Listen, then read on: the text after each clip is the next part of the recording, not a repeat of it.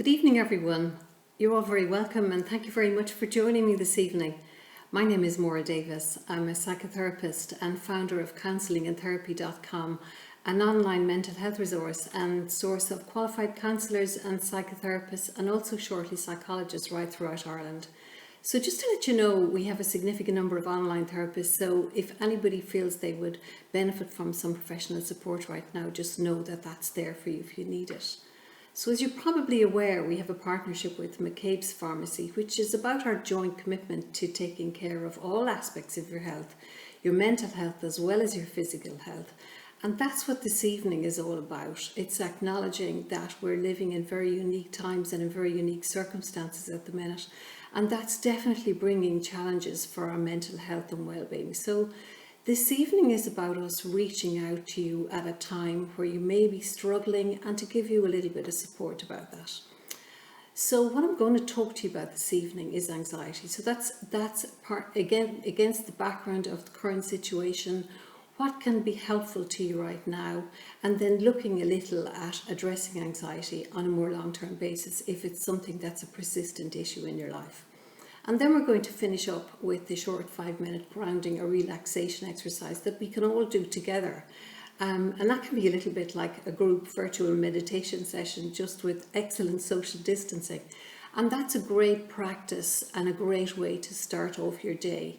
But it's also something you can really do pretty much any time of the day and anywhere. And especially if your anxiety is starting to build, you just need to find somewhere quiet and sit somewhere for 5 minutes, and it will help to ground you and relax you. So let's look a bit about anxiety. Anxiety, unfortunately, is a really common issue. So if it's something that you struggle with, just know that there are many others like you, so you're definitely not alone in this. But the current circumstances may be contributing to or exacerbating your anxiety. And what I mean by that is, if you think about it, our lives have got an awful lot quieter. We have a lot more time on our own and with our own thoughts. Our social connections are limited. Most of the usual distractions that we have in our lives are gone. There's a lot of uncertainty around, and there's a lot of concern and genuine fear around this disease, which is particularly difficult if you have any kind of health or illness anxiety. And of course, for people, there are also financial and income concerns. So the combination of all of these things can be very hard to bear. So if you're finding your anxiety is a little higher at the moment, or you're feeling anxious than right now, then understand this is perfectly normal in the circumstances. Our lives have been pretty much turned upside down. So give yourself a little bit of a break around that. And that's the first thing that I'd say in this. So let's look a little bit about what is anxiety. So simply put, anxiety is our body's natural response to threat or danger. So when we're threatened, what's called our fight or flight or freeze response kicks in. And our body releases hormones like adrenaline, and that helps us to act quickly in the moment. And if there's an actual danger present, it can even save our lives. And some anxiety from time to time is perfectly normal. It is our body's response to threat or danger, and it keeps us on our toes. And a little bit of anxiety sometimes can even be helpful when we've got something important to do, like an exam or an interview or a presentation, for example. And it can actually spur us on a bit and help us bring out the best in us and help us to achieve our best. The problem, though, with anxiety arises when it is out of proportion to the actual danger, when there is anxiety present even though there is no danger. So it becomes really problematic when those feelings of worry or dread are constant and unfocused and recurring and sometimes really intrusive and overwhelming. And when this kind of anxiety happens, it really starts to impact on your quality of life. And it can really prevent you from doing what you want to do.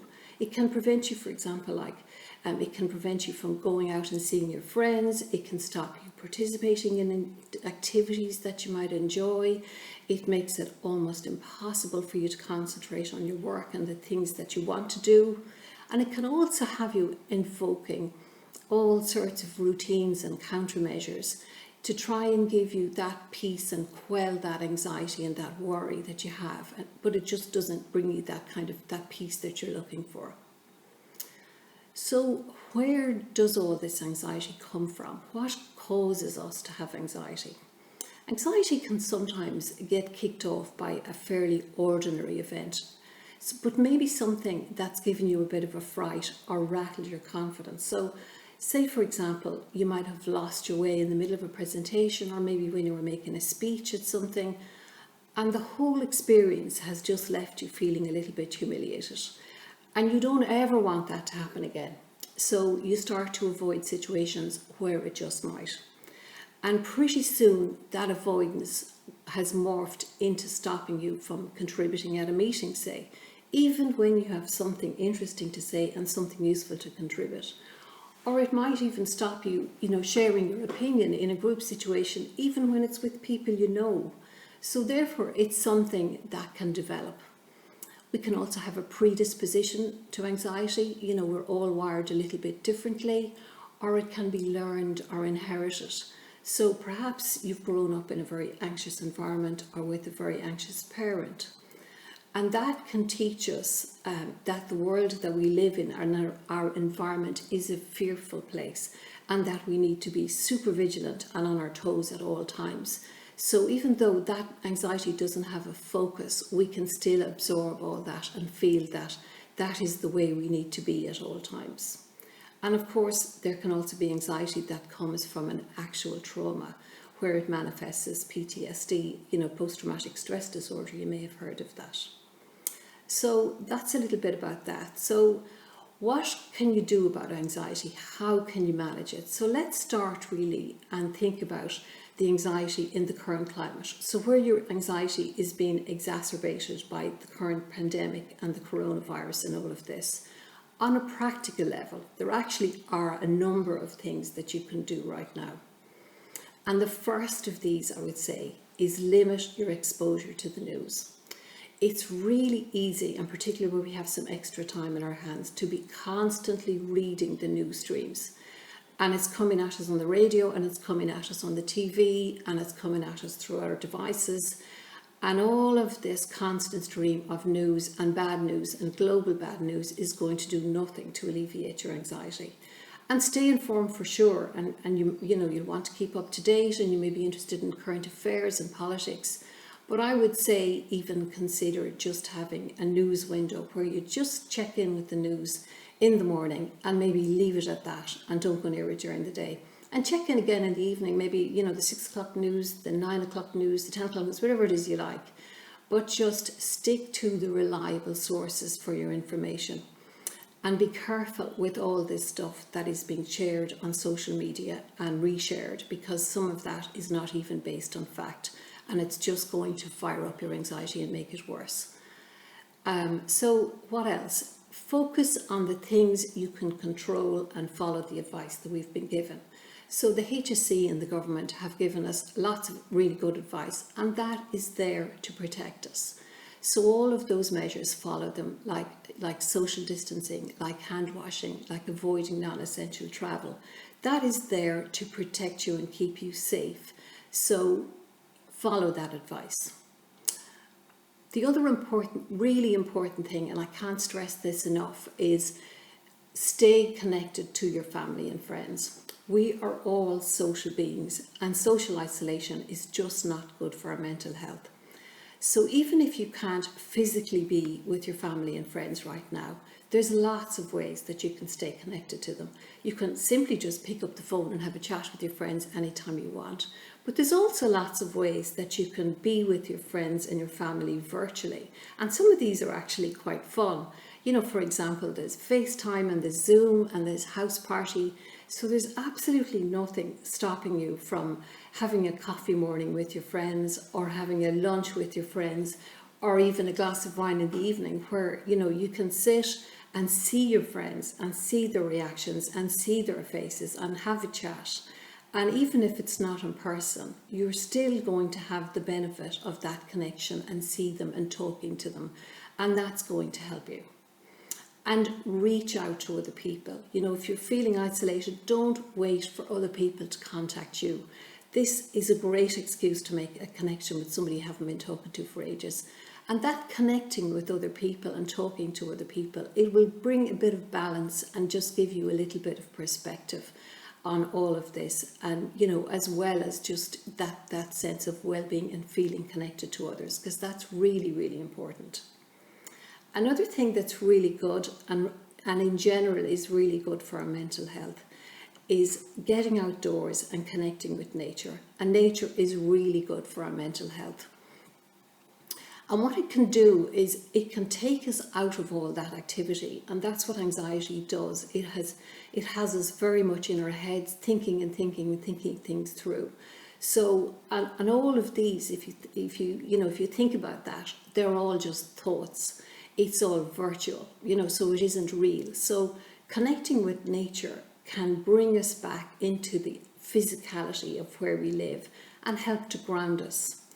And even though we're quite restricted at the minute, there's still such a lot that you can do within 2K. So, go get out for a walk. If there's anything that's good about this, it is the time of year that this has happened.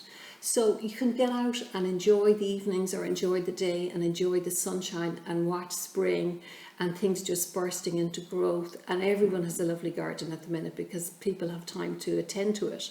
So it's just a really nice time of year for that. So get out and listen to the birds and connect in with nature and watch the trees and get out of your head and use that.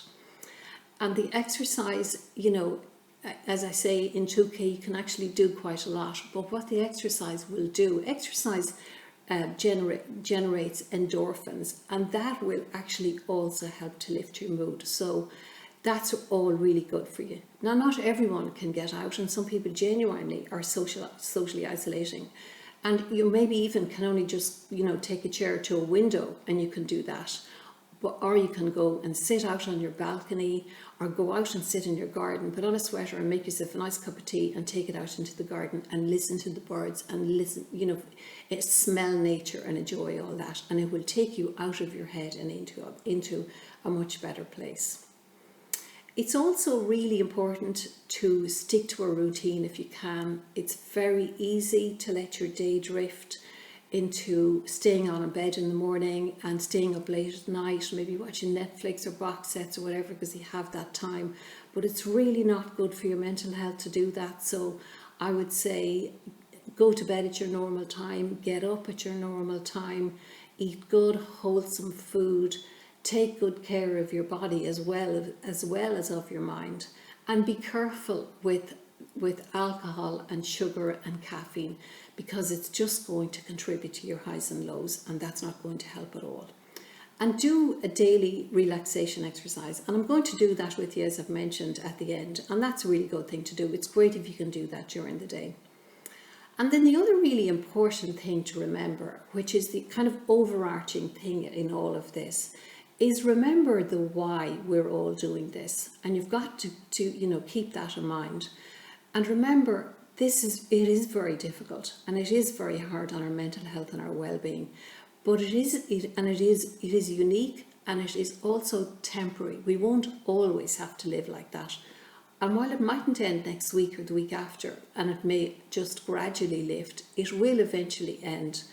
And the other thing is, we have to remember that we're living in this restricted way for a really good reason. And that is because it keeps us and our loved ones safe. And we're doing it also to take care of those who take care of us.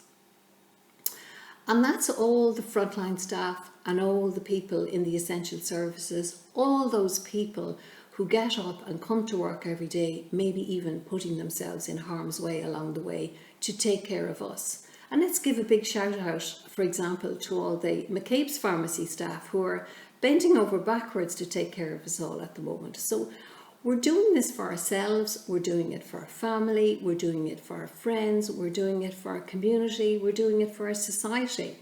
And there's some really lovely community initiatives around now. So if you can tap into that for yourself, and just feel the benefit of all of that. And it's actually a lovely time to be Irish, because there's great buy-in and all that, and there's a real community spirit, and we really have rowed in behind that. So if you're finding this really hard going, try to tap into that and feel that you're part of a much bigger thing, and that this really has a very good reason and is really worthwhile, and we're doing a great job all together, and that will help to carry you through all this. And it's like that thing, you know, that famous philosopher that says, once you know the why, we can bear almost any how, and that's really true. So that's a bit about looking at anxiety in the current climate and against the background of what we're all coping with and dealing with at the minute.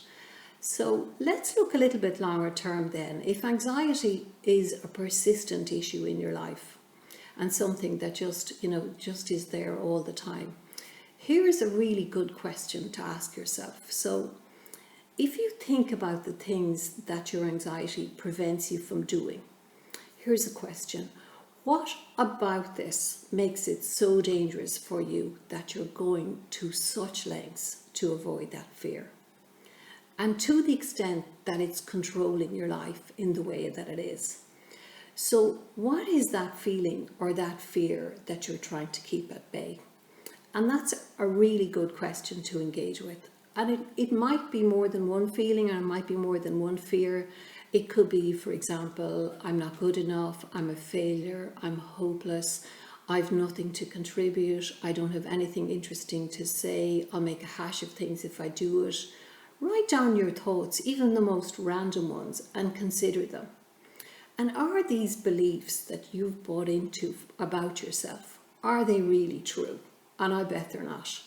And maybe they have an origin somewhere back in your life, somewhere where they have long outlived their usefulness, if they ever had any in the first place.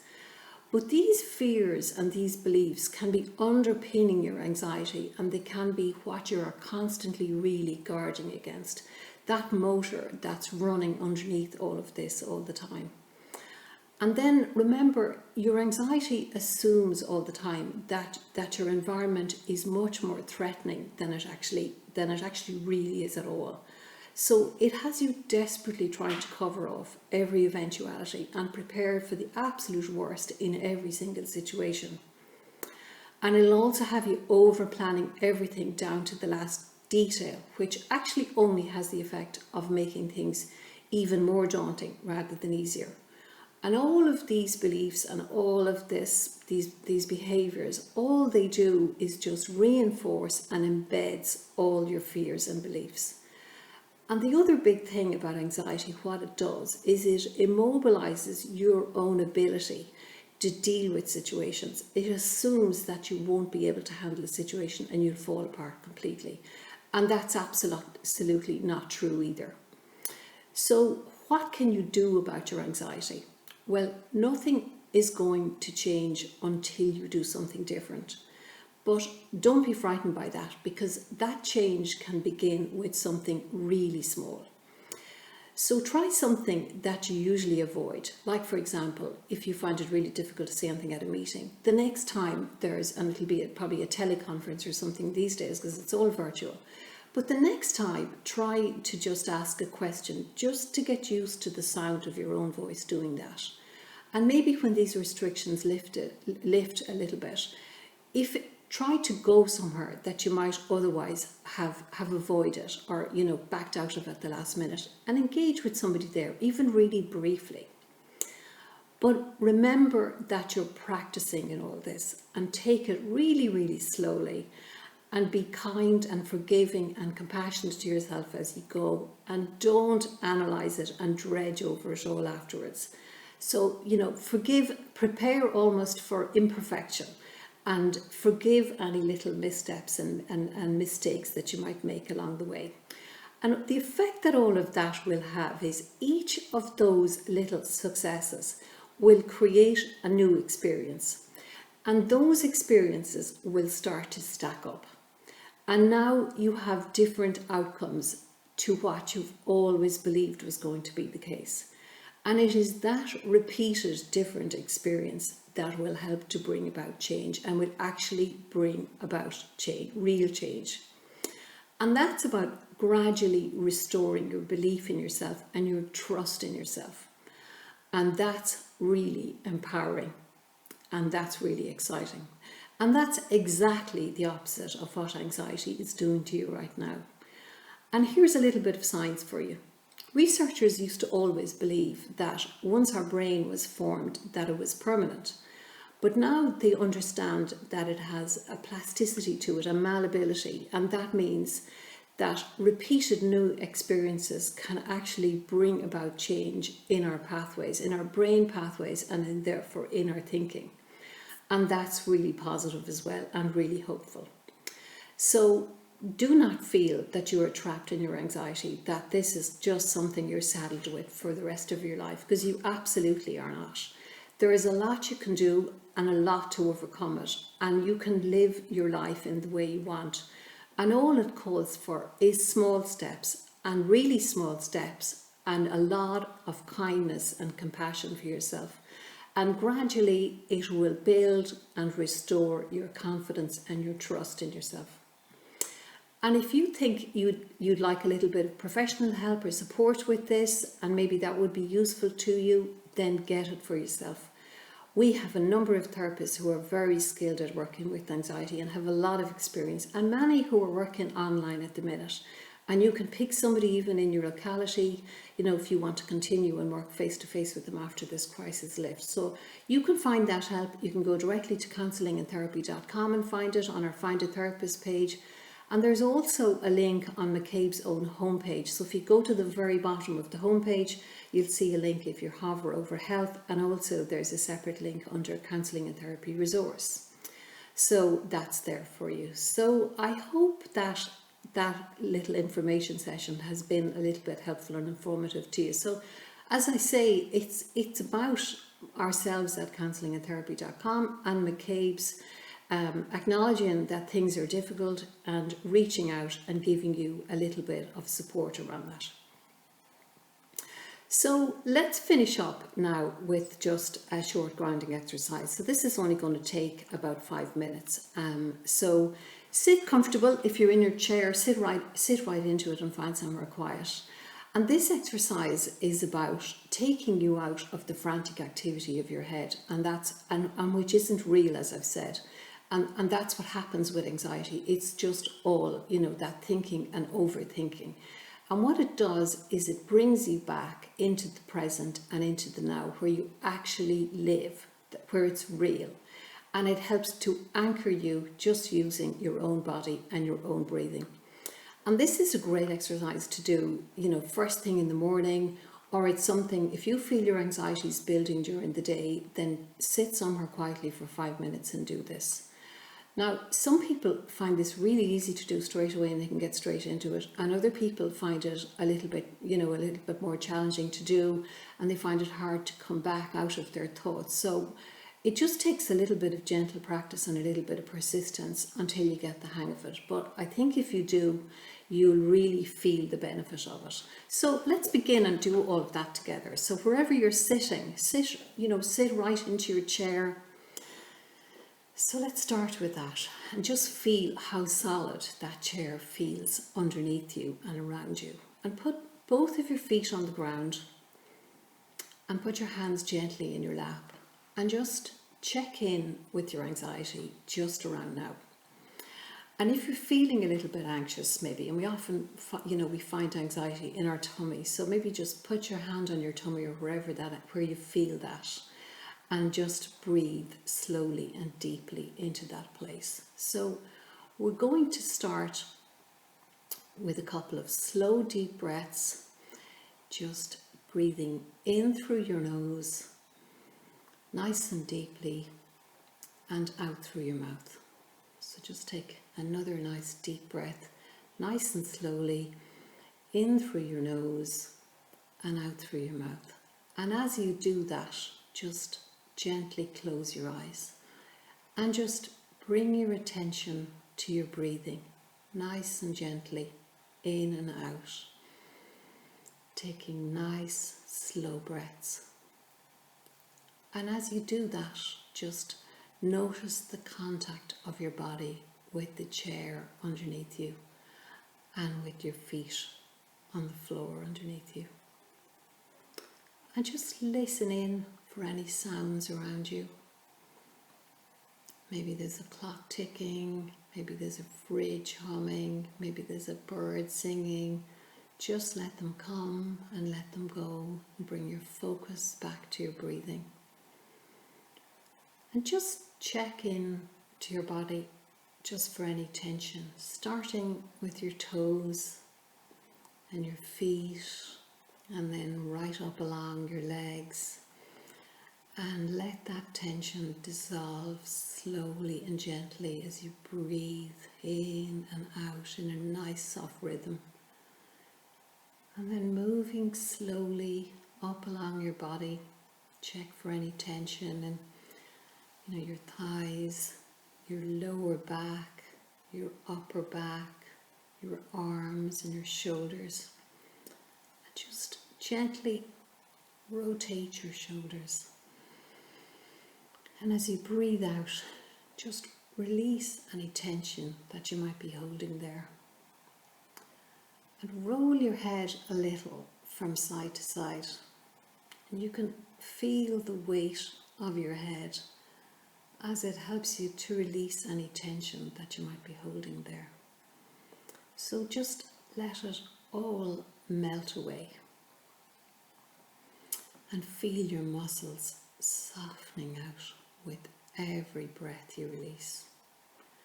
And feel even your facial muscles softening out behind your eyes, your jaw. And just feel your whole body pause and take a rest where all your awareness is just directed to your breathing in and out. And if any thoughts come into your head, just let them drift past. Imagine them just putting them on a leaf and letting it just drift off, let a breeze carry them away. And each time, just gently bring your focus back to your breathing, nice and gently, in and out. And feel your lungs just gently filling up and then slowly exhaling again. Now it's completely normal for your mind to wander, but each time just gently pull it back and listen back in to your breathing. Now you can take as long as you like doing this, and if you have time during the day, sit for a few moments and just tune into your breathing just like this, just breathing in and out and coming back to that over and over again, and just checking that you're relaxed all the time. So now, in your own time, just gently bring your awareness back to your immediate surroundings, wherever you are right now, and then back to yourself sitting in your chair. And then gently, in your own time, just open your eyes. And take a moment to notice how it feels right now.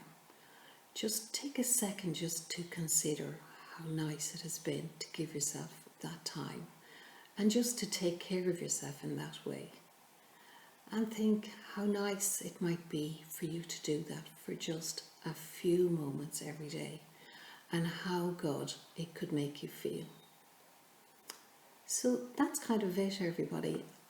Thank you all so much for sharing this with me. I really hope it has been beneficial for you all, and I hope you found it helpful and it has left you feeling a little bit better.